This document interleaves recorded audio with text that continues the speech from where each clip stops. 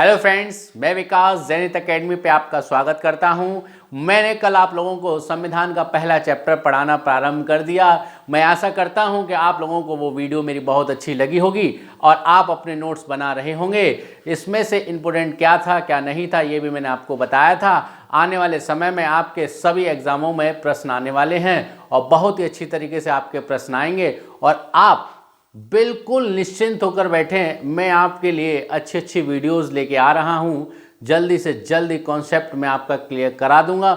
जितनी जल्दी हो सकेगा मैं धीरे धीरे प्रयास कर रहा हूं कि और अच्छी वीडियोस बनाऊं और अच्छा मैटर लेके आऊं।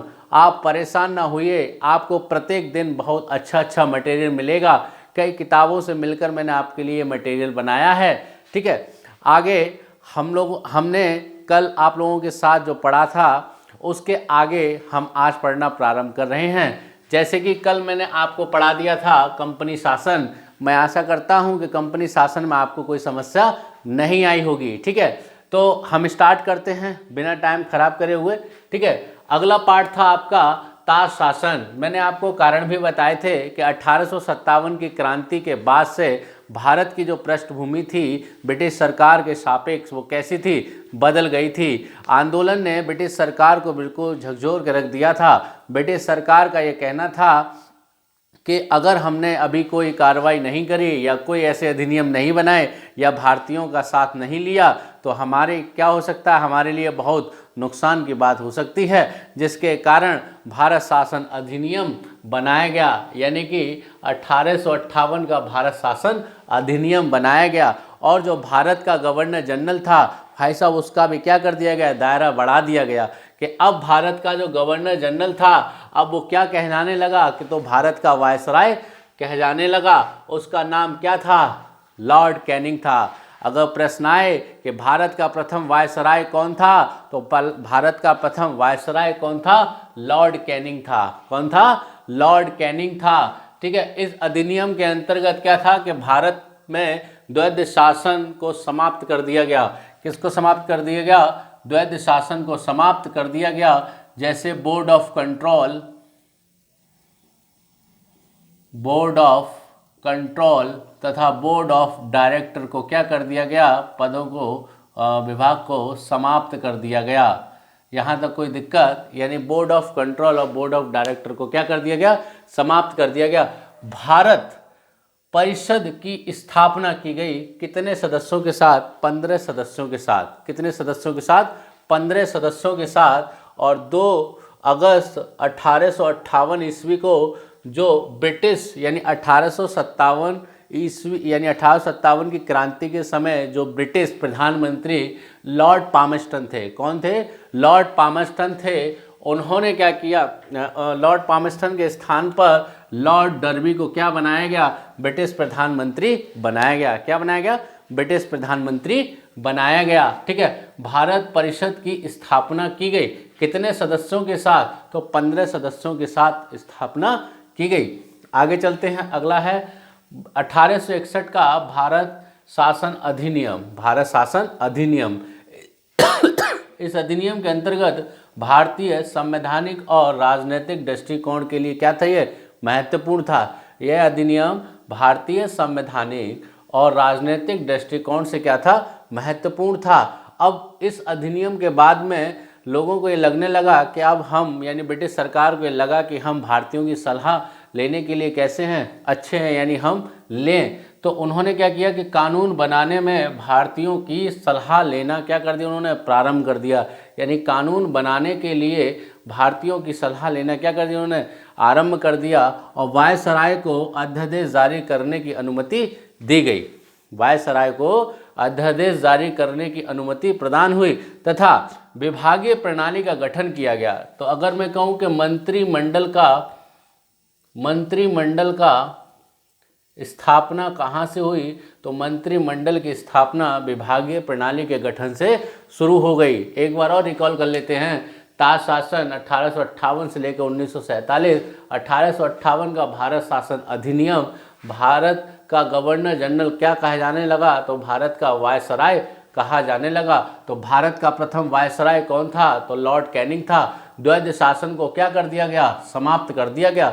भारत परिषद की स्थापना की गई, कितने सदस्यों के साथ? 15 सदस्यों के साथ। तथा 2 अगस्त 1858 में लॉर्ड डर्बी कौन बने? ब्रिटिश प्रधानमंत्री बने। इस समय ब्रिटेन में महारानी विक्टोरिया का शासनकाल था। किसका शासनकाल था? महारानी विक्टोरिया का शासनकाल था। ये क्राउन यानी कि आपका ताज शासन जो बनाया गया, तो महारानी विक्टोरिया जो कंपनी का शासनकाल था, कंपनी के शासन को क्या कर दिया उन्होंने? समाप्त कर दिया। और भारतीय शासन प्रणाली की जितनी भी शाखाएं थी वो सब किसके हाथ में ले ली? अपने हाथ में ले ली। और उसका उत्तरदायित्व किसको ठहराया? अपने आप को ठहराया कि अगर भारत में किसी भी प्रकार की ब्रिटिश सरकार की कोई हीनता होती है तो उसका दायित्व किसके साथ होगा? तो मेरे ऊपर होगा। यानी कि ये शब्द किसके द्वारा कहे गए? तो महारानी विक्टोरिया के द्वारा कहे गए। ठीक है, आगे चलते हैं। यहाँ तक कोई दिक्कत? आगे चलते 1892 का भारत परिषद अधिनियम, भारत परिषद अधिनियम, ठीक है। केंद्र तथा प्रांतों में विधान परिषदों की संख्या बढ़ाई गई। यानी केंद्र तथा प्रांतों में विधान परिषद संख्या बढ़ाई गई, यानी सदस्यों की संख्या बढ़ाई गई। किसकी? सदस्यों की संख्या बढ़ाई गई। ठीक है, किसकी संख्या बढ़ाई गई? सदस्यों की संख्या को बढ़ाया गया। ठीक है, केंद्र तथा प्रांतों में विधान परिषद की सदस्यों की संख्या बढ़ाई गई तथा राजस्व व्यय तथा बजट पर बहस करने का प्रावधान बनाया गया। जैसे बजट यहाँ आया है, तो अगर हम कहें कि तो पहला बजट किसके द्वारा बनाया गया? तो 1860 ईस्वी में जेम्स बिल्सन के द्वारा। किसके द्वारा? जेम्स बिल्सन के द्वारा। जेम्स बिल्सन के द्वारा पहला बजट बनाया गया। ठीक है, समझ में आया कि राजस्व व्यय तथा बजट पर बहस करना प्रारंभ कर दिया। ठीक है, जो पहले भारतीय राजस्व से कटाई होकर यानी कटकर ब्रिटिश सरकार का खर्चा चलता था या कंपनी का खर्चा चलता था, अब वही खर्चा कौन करेगी? ब्रिटिश सरकार करेगी। इसके कारण क्या था? राजस्व व्यय तथा बजट पर बहस करना प्रारंभ हो गया कि भाई आप इतना पैसा कहाँ खर्च कर रहे हैं और इतने बजट के पैसे कहाँ कहाँ आपने खर्च किए।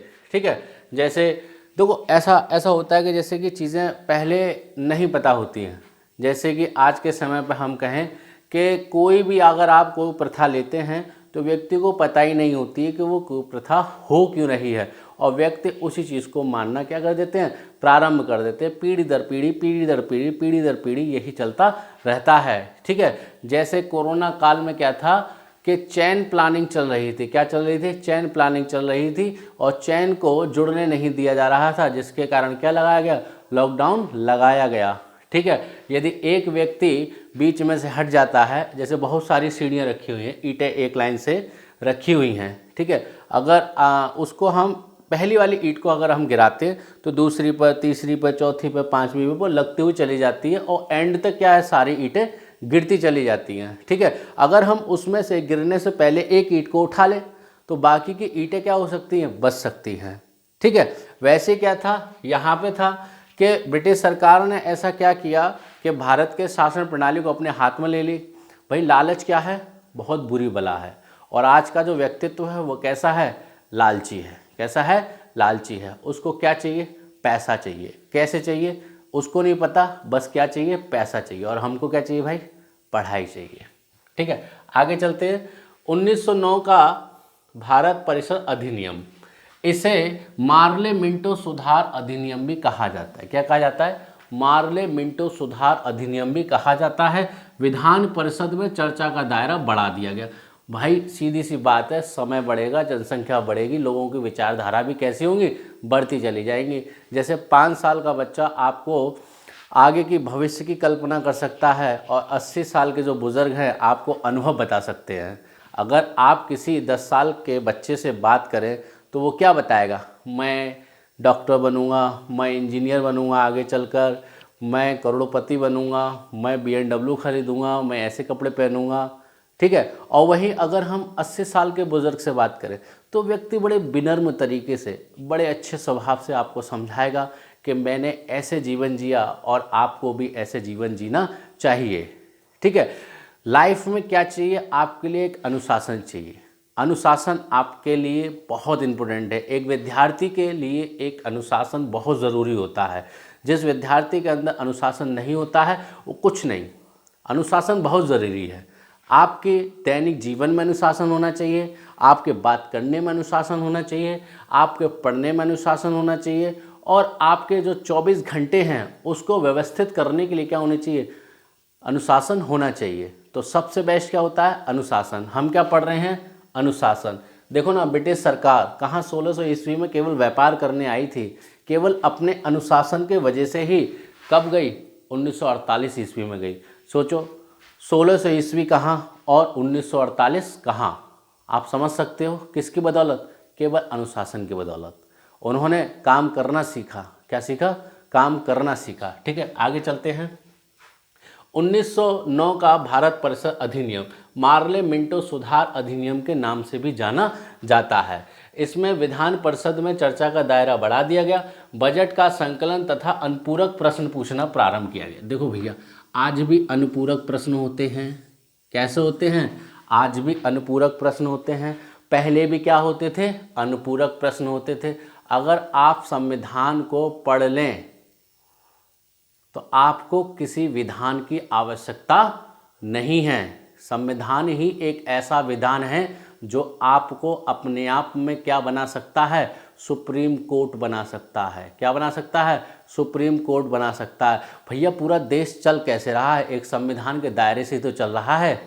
कैसे चल रहा है, संविधान के दायरे से चल रहा है। जब डॉक्टर साहब जी ने लास्ट जब अपना अभिभाषण दिया था पार्लियामेंट में, तो उन्होंने कहा था कि संविधान उन लोगों के लिए भी खराब हो सकता है जिनकी मानसिकता खराब हो, और संविधान उनके लिए अच्छा हो सकता है जिनकी मानसिकता अच्छी हो। तो कहने का मतलब ये है कि अच्छे के लिए अच्छा है और बुरे के लिए बुरा है। आप अपना नज़रिया बदलिए, आप अपना नज़रिया बदलिए, माहौल अपने आप बदल जाएगा। आप मेहनत कीजिए, सफल क्या आप हो जाएंगे।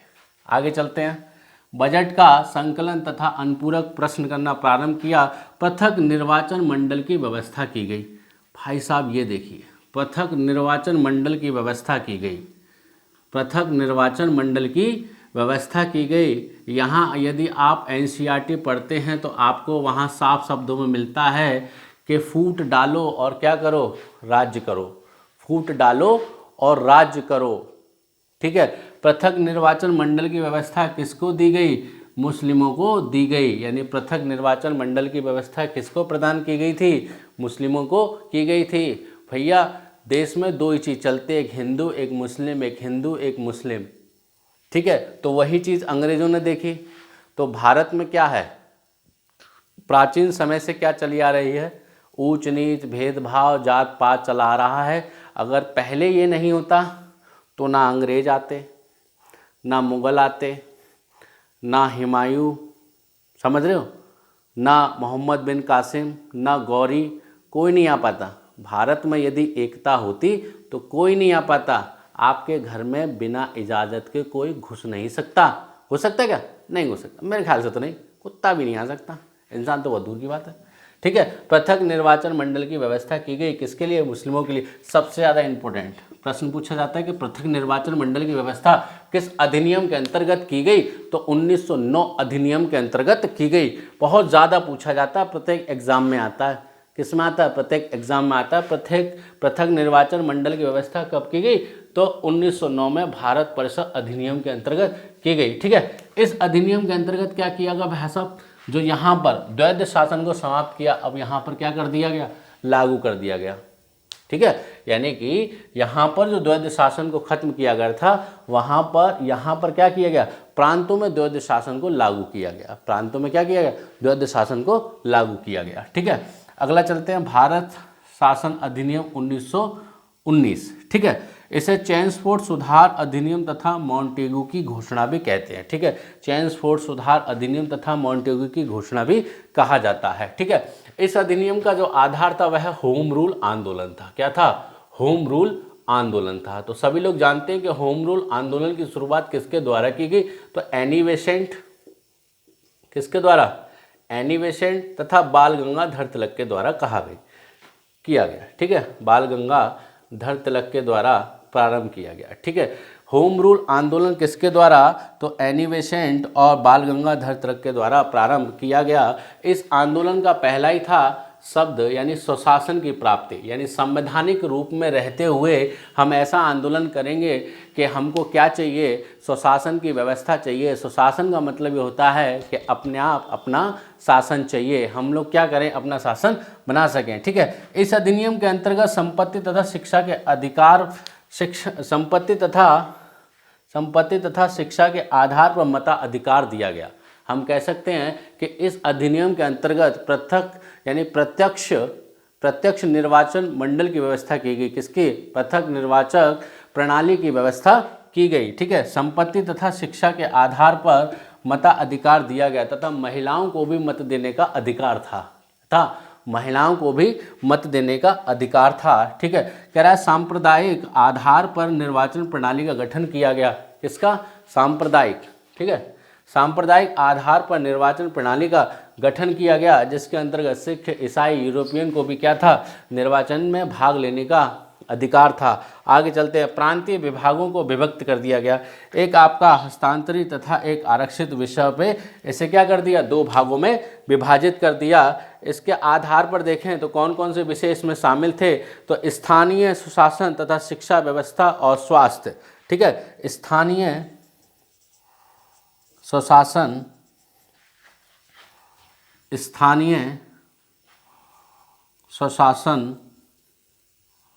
शिक्षा तथा स्वास्थ्य को किसके अंदर रखा गया? तो आपके हस्तांतरित क्षेत्र में रखा गया। आरक्षित क्षेत्र में देखेंगे, रिजर्व क्षेत्र में राजस्व, न्याय, वित्त तथा पुलिस को किस में रखा गया? तो आपके आरक्षित विषय में रखा गया। ठीक है, यहाँ तक कोई समस्या? मैं सोचता हूँ यहाँ तक तो कोई समस्या हुई नहीं होगी। आपको यहाँ देख लेते क्या क्या एग्जाम में पूछे जाते हैं। जैसे वायसराय को अध्यादेश जारी करने की अनुमति किस अधिनियम के अंतर्गत दी गई? तो 1861 के अधिनियम के अंतर्गत दी गई। विभागीय प्रणाली का गठन किस अधिनियम के अंतर्गत करना प्रारंभ किया गया या प्रावधान बनाया गया? तो 1861 के भारत शासन अधिनियम के तहत। 2 पॉइंट भाई साहब ये हुए हमारे। ऊपर चलते हैं, भारत परिषद की स्थापना किस अधिनियम के अंतर्गत की गई? 1858 भारत शासन अधिनियम। भारत का वायसराय कब से कहा जाने लगा? 1858 भारत शासन अधिनियम के अंतर्गत से कहा जाने लगा।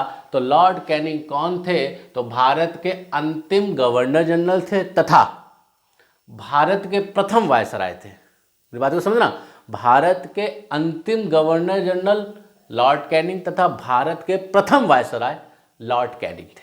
ठीक है, अगला ये 1 पॉइंट, 2 पॉइंट, 3 मंडलाइन कर रहा हूं, आपको वही याद करना है, ज़्यादा याद नहीं करना। राजस्व पर बहस करने का प्रावधान किसमें, किस अनुच्छेद के अंतर्गत? तो 1892। बजट पर बहस करने का प्रावधान किस अधिनियम के अंतर्गत? 1892 का भारत परिषद अधिनियम। पृथक निर्वाचन मंडल की व्यवस्था 1909। मार्ले मिंटो सुधार अधिनियम किसको कहा जाता है? 1909 अधिनियम को कहा जाता है।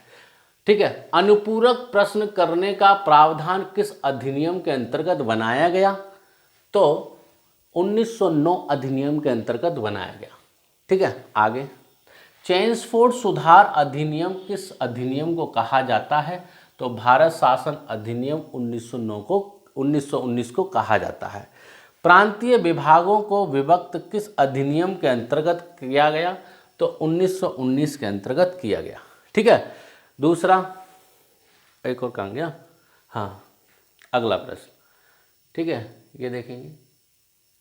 नहीं, ये चीज़ ना ये गलत हो गई है, यहाँ पे गलत हो गया, यहाँ पे होना चाहिए था। ठीक है, प्रांतों में द्वैध शासन की व्यवस्था, प्रांतों में द्वैध शासन की व्यवस्था, इसको मैं रफ कर देता हूँ। प्रांतों में द्वैध शासन की व्यवस्था, वो ये 9 और 9 के चक्कर में हो गया है। ठीक है, 9 और 9 के चक्कर में हो गया, कोई बात नहीं। ठीक है, हो जाता है। ठीक है, प्रांतों में द्वैध शासन की व्यवस्था की गई। द्वैध शासन की व्यवस्था की गई। इतना क्लियर हुआ, कोई दिक्कत? इसके बाद है भारत शासन अधिनियम 1935। इसको मैं रफ कर देता हूँ, एक बार स्क्रीनशॉट ले लो, ठीक है। चलो आगे चलते हैं। भारत शासन अधिनियम 1935। 1935 से आपके सर्वाधिक प्रश्न पूछे जाते हैं। अगर संविधान के स्रोत की भी बात की जाती है कि भारतीय संविधानों के स्रोत में सबसे महत्वपूर्ण अधिनियम कौन सा था, तो वह भारत शासन अधिनियम 1935 था। भारत शासन अधिनियम 1935 की बस कुछ चंद लाइनें ही पढ़ेंगे।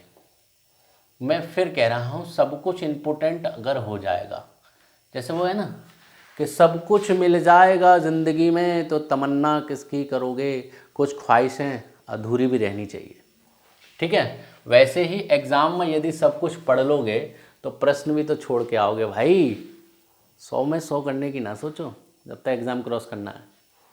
100 में से 98 की कोशिश करो ताकि एग्ज़ाम क्या हो जाए, बीट हो जाए। चलो, भारत शासन अधिनियम 1935, इसमें क्या था? इसको मूल आधार गोलमेज सम्मेलन था। मूल आधार क्या था? गोलमेज सम्मेलन था। अब आप सर कहेंगे, सर भारत शासन अधिनियम में ये गोलमेज सम्मेलन कहाँ से आ गया?